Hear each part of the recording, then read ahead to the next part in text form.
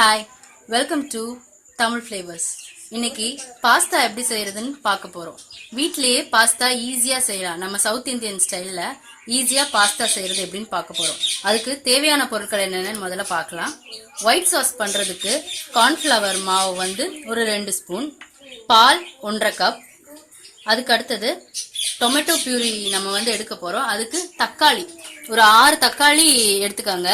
இந்த தக்காளியை நம்ம கீரி தண்ணியில போட்டு வேக வச்சு தோலை உரிச்சு அதை மிக்சியில போட்டு அரைச்சி எடுக்கிறது தான் டொமேட்டோ பியூரி. டொமேட்டோ பியூரின்னு சொல்றது என்னமோ வேற எதுவும் நினைச்சுக்காதீங்க. டொமேட்டோ பியூரிங்கிறது வெறும் தக்காளி அரைச்சி வச்சு வைக்கிறது தான். அடுத்தது அதுக்கு முக்கியமான பொருள் பட்டர். அதுக்கப்புறம் காயெல்லாம் வெட்டி வச்சிருக்கோம். பூண்டு ஒரு 12 பூண்டு இதை மாதிரி சின்ன சின்னதா வெட்டி வச்சிருக்கோம். வெங்காயம் ஒரு வெங்காயம், ஒரு 10 பீன்ஸ் பொடியா நறுக்கி வச்சிருக்கோம், ஒரு 2 கேரட், ஒரு குடமிளகாய். அதுக்கப்புறம் டொமேட்டோ சாஸ் அதுக்கு ஒரு 2 ஸ்பூன் ஊத்தினா போதும். கசூரி மேத்தி போடலாம், ஆப்ஷனல் தான். ட்ரை மேங்கோ இது கடையில கிடைக்கும், எல்லா கிராசரி கடையிலயும் கிடைக்கும். இதுவும் ஆப்ஷனல் தான், தேவைன்னா போட்டுக்கலாம். அப்புறம் சில்லி ஃபிளேக்ஸ்னா வேற எதுவும் கிடையாது. நம்ம காஞ்ச மிளகாய் இருக்கு பாத்தீங்களா, அந்த காஞ்ச மிளகாய நல்லா மிக்சியில போட்டு நல்லா அரைச்சு வச்சுக்கோங்க. அரைச்சு வச்சா இது மாதிரி ஆயிடும். இப்போ இந்த பாஸ்தாவை நம்ம வேக வச்சு எடுக்க போறோம். இந்த பாஸ்தாவை தண்ணியில பாத்திரத்துல முக்காவாசி தண்ணி எடுத்து, இந்த பாஸ்தா முங்குற அளவுக்கு தண்ணி எடுத்து அதுல ஒரு 2 ஸ்பூன் எண்ணெய், அப்புறம் 1 ஸ்பூன் உப்பு இதை போட்டு இந்த பாஸ்தாவை வேக வச்சு எடுத்து வச்சுக்கோங்க. இந்த தக்காளியை நம்ம வெட்டி வச்சிருக்கோம் பாருங்க, கிராஸ் கட் மாதிரி வெட்டி இப்படி வெட்டி தண்ணிக்குள்ள போட்டாதான் உங்களுக்கு இந்த தோலை அழகா உரிச்சு எடுக்கிறதுக்கு வசதியா இருக்கும். வெந்த பிறகுதான் இந்த தோல் அழகா பிரிஞ்சு வந்திருக்கும். இதை இப்ப நம்ம தண்ணியில போட போறோம்.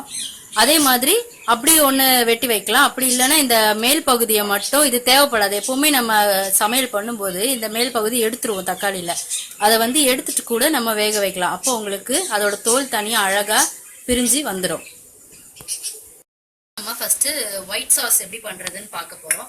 ஒயிட் சாஸ்க்கு முதல்ல கடாயை அடுப்புல வச்சுக்கோங்க. வச்சுட்டு பட்டர் எடுத்து கடாயில, சூடான கடாயில போட்டு பட்டரை முதல்ல மெல்ட் ஆகட்டும். குறைச்சி வச்சுக்கோங்க, அடுப்பை கூட்டி வைக்காதீங்க. பட்டர் மெல்ட் ஆன பிறகு நம்ம அதுல கார்ன்ஃபிளவர் மாவை கொஞ்சம் கொஞ்சமா சேர்க்க போறோம். அந்த கார்ன்ஃபிளவர் மாவை அது கூட நம்ம கொஞ்சம் கொஞ்சமா சேர்க்க போறோம். சேர்த்து கிளறி விட்டுக்க போறோம். நல்லா அந்த பட்டர் கூட அந்த கார்ன்ஃபிளவர் மாவை கலந்து விட்டுக்கோங்க. கலந்து அந்த கலர் மாறி வருது பாத்தீங்களா, நல்லா கலக்கி விட்டுக்கோங்க. கட்டியே இருக்கக்கூடாது. நம்ம வழக்கமா கார்ன்ஃபிளவர் மாவு தண்ணியில கலந்து போடுவோம், ஆனா தண்ணியில கலந்து போடுறது இல்லை, பட்டர்ல ஸ்ட்ரைட்டா போடுறோம். அதனால கட்டி இல்லாம கலந்துட்டு நம்ம இப்ப பாலை ஊத்த போறோம். இது கூட சேர்க்க கொஞ்சம் கொஞ்சமா சேருங்க. பாலை ஒரேடியா சேர்க்க கூடாது. பாலை கொஞ்சம் கொஞ்சமா சேர்த்துட்டு வாங்க. ஒயிட் சாஸ் பாருங்க நல்லா கொதிச்சிட்டு இருக்கு. இப்படி கொதிக்கணும். இந்த ஒயிட் சாஸ் கொதிக்க கொதிக்க அது திக்காகும். கொதிக்க கொதிக்க அதோட பாலோட கன்சிஸ்டன்சி நல்லா திக்காகி அந்த சாஸ் இப்போ நமக்கு ரெடி ஆயிடுச்சு. நல்லா சைடெல்லாம் கொதிச்சு வரணும். அந்த சாஸ் சைட் பை சைட் பாருங்க, நம்மளுக்கு தக்காளி வெந்துட்டு இருக்கு. அதே மாதிரி பாஸ்தாவும் வெந்துட்டு இருக்கு. இந்த ஒயிட் சாஸ் நல்லா எவ்வளவு திக்கா ரெடி ஆயிடுச்சு பாருங்க. நல்லா திக்கா கொதிச்சு வருது பாருங்க. சைட்ல எவ்வளவு அழகா கொதிச்சு வருது பாருங்க. அவ்வளவுதான். இந்த திக் கன்சிஸ்டன்சில இந்த பாஸ்தாவோட ஒயிட் சாஸ் நம்ம இறக்க வேண்டியதான். பாருங்க மக்ரூன் நல்லா வெந்துருச்சு. எவ்வளவு அழகா அமுங்கி வருது பாருங்க. இந்த ஸ்டேஜ்ல மக்ரூனை தண்ணி எல்லாம் வடிச்சிட்டு தனியா எடுத்து வச்சுக்கோங்க. நம்ம என்ன ஒரு 2 ஸ்பூன் இதுல எண்ணெய் விட்டுக்கணும். அப்பதான் உங்களுக்கு மக்ரூன் தண்ணி எல்லாம் வடிச்சதுக்கு அப்புறம் ஒட்டாது. ஒன்னோட ஒண்ணு ஒட்டாது. உங்களுக்கு போட்டு கிண்டும் போது ஒட்டாம உங்களுக்கு அழகா வரும். இப்ப பாஸ்தா செய்ய ஆரம்பிக்க போறோம். கடாய் நல்லா சூடாயிருச்சு பாருங்க. இந்த கடாயில நம்ம எடுத்து வச்சிருக்க பட்டரை போட போறோம். இந்த பட்டர் நல்லா உருகட்டும். எண்ணெய் சேர்க்கணும்னா கூட எண்ணெய் சேர்த்துக்கலாம். ஆனா எண்ணெய் சேர்த்தா உங்களுக்கு அந்த அளவுக்கு டேஸ்ட் இருக்காது. பட்டர்ல தான் உங்களுக்கு அந்த டேஸ்ட் கிடைக்கும். பாஸ்தாவோட ஃபினிஷிங் நல்லா இருக்கும். பட்டர் நல்லா உருகுது. இது கூட நம்ம இப்போ வெட்டி வச்ச வெங்காயத்தை சேர்க்க போகிறோம்.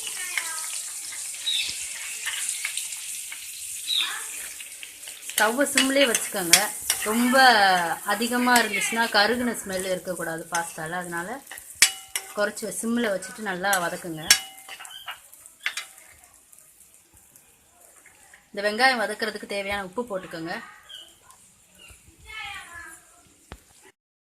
உப்பு சேர்த்துக்கோங்க. உப்பு சேர்த்துட்டு இந்த வெங்காயத்தை நல்லா ஃபஸ்ட்டு வதக்குங்க. அந்த பட்டர்லேயே நல்லா வதங்கட்டும். பாஸ்தா வேக வச்சு நல்லா ஒரு தட்டில் தட்டி வச்சுருக்கோம். அப்போ தான் உங்களுக்கு பாஸ்தா ஒன்றோட ஒன்று ஒட்டாது. எவ்வளோ தனித்தனியாக எல்லாம் உதிரி உதிரியாக அப்படி நிற்குது பாருங்கள். வேக வச்சு நல்லா சாஃப்டாக இருக்கணும். வேக வச்சு நல்லா பிஞ்சு வரணும். இந்த மாதிரி வேக வச்சு எடுத்து வச்சுக்கோங்க. இந்த வெங்காயத்து கூட நம்ம பூண்டு சேர்க்க போறோம். வெட்டி வச்சிருக்க பூண்டு சேர்க்கலாம். அப்படி இல்லைன்னா பூண்டு கடிச்சு சாப்பிட பிடிக்காதவங்க அந்த பூண்டை தனியா பேஸ்ட் மாதிரி அரைச்சு வச்சுக்கலாம். அரைச்சு வச்சுட்டு அதை கூட சேர்க்கலாம். இந்த பூண்டும் நல்லா பொன்னிறமா வதங்கட்டும். வதங்கினதுக்கு அப்புறம் வெட்டி வச்சிருக்க கேரட் பீன்ஸ் சேர்க்கணும். பூண்டு நல்லா பொன்னிறமா வெந்துருச்சு. இப்போ இது கூட நம்ம வெட்டி வச்சிருக்க பீன்ஸ் சேர்க்க போறோம். பீன்ஸையும் கேரட்டையும் சேர்க்க போறோம். சேர்த்து நல்லா இந்த பூண்டு கூட சேர்த்து நல்லா மிக்ஸ் பண்ணி விட்டுக்க போகிறோம். மிக்ஸ் பண்ணி விட்டுட்டு இதை ஒரு 5 நிமிஷம் இல்லைன்னா 10 நிமிஷம் இந்த காய் வேகிற வரைக்கும் மூடி வச்சு வேக விட போகிறோம். காய் நல்லா வெந்துருச்சு பாருங்க. இது கூட நறுக்கி வச்சிருக்க குடமிளகாயும் சேர்த்து நம்ம வேக வைக்க போகிறோம். குடமிளகா பாதி வெந்தா போதும். ரொம்ப வேகணுன்ற அவசியம் கிடையாது. குடமிளகா பாதி வெந்தா போதும். நல்லா இது கூட சேர்த்து கலந்து விட்டுக்கோங்க. மிக்ஸ் பண்ணி விட்டுட்டு காய் நம்மளோட ஆப்ஷனல் தான். எந்த காய் வேணாலும் சேர்த்துக்கலாம். உங்களுக்கு எந்த காய் பிடிச்சாலும் சேர்த்துக்கலாம். காலிஃப்ளவரோ கேபேஜோ மஷ்ரூம் இது எல்லாமே நம்மளோட விருப்பம் தான். இது வேகட்டும். ஒரு 5 நிமிஷம் இதை மூடி வச்சிடலாம். இப்போ இந்த குடமிளகாயும் சேர்ந்து நல்லா காயோட வெந்துருச்சு. நம்ம அரைச்சி வச்சிருக்க டொமேட்டோ பியூரி பார்த்தீங்களா, தக்காளி, அதை இது கூட சேர்க்க போகிறோம். நல்லா சேர்த்து மிக்ஸ் பண்ணி விட்டுக்கோங்க. இந்த தக்காளி வேக வச்சு தான் நம்ம இந்த தக்காளியை எடுத்துருக்கோம் டொமேட்டோ பியூரி. அதனால இது ரொம்ப கொதிக்க விடணும்லாம் கிடையாது. இதுவும் இப்போ இது கூட சேர்ந்து வேகட்டும் நல்லா. அடுத்ததாக நம்ம இதில் டொமேட்டோ சாஸ் சேர்க்க போகிறோம்.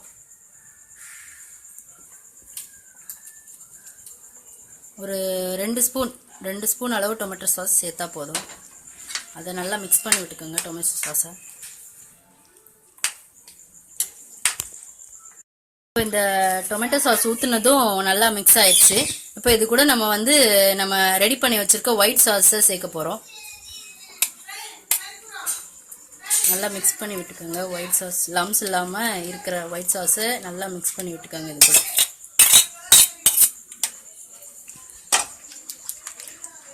இப்போ நம்ம பாஸ்தாக்குரிய சாஸ் கிரேவி எல்லாமே ரெடி ஆயிடுச்சு. இதில் தான் நம்ம பாஸ்தாவை போட்டு கிண்ட போகிறோம்.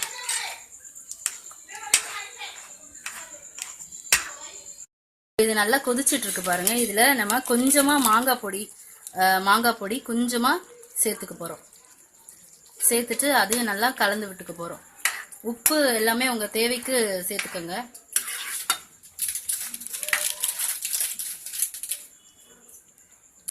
இப்போ இது நல்லா கொதிச்சுட்டு இருக்கு பாத்தீங்களா. இது கூட நம்ம சில்லி ஃபிளேக்ஸ் அரைச்சு வச்சிருக்க காஞ்ச மிளகாய் அதை சேர்த்து நம்ம காரத்துக்கு ஏத்தாப்புல சேர்த்து நல்லா கலந்து விட்டுக்க போறோம். இதுதான் காரம். இந்த பாஸ்தாவுக்கு தேவையான காரம் இந்த சில்லி ஃபிளேக்ஸ்ல தான் இருக்கு. உங்களுக்கு எவ்வளவு காரம் வேணுமோ அவ்வளவுக்கு காரம் சேர்த்துக்கலாம். இனி அவ்வளவுதான். இந்த பாஸ்தாக்கு தேவையான சாஸ் நல்லா ரெடி ஆயிடுச்சு. இதுக்குள்ள நம்ம இனி பாஸ்தாவை போட்டு மிக்ஸ் பண்ண வேண்டியதுதான். இப்ப பாஸ்தாவை கொஞ்சம் கொஞ்சமா நம்ம இதுல சேர்க்க போறோம். உதிர்த்து போட்டுக்கோங்க நல்லா. ஆல்ரெடி ஒத்தையா தான் இருக்கும் பாஸ்தா. எண்ணெய் ஊற்றி வேக வச்சிருக்கிறதுனால அது கூட நல்லா மிக்ஸ் பண்ணிக்கோங்க.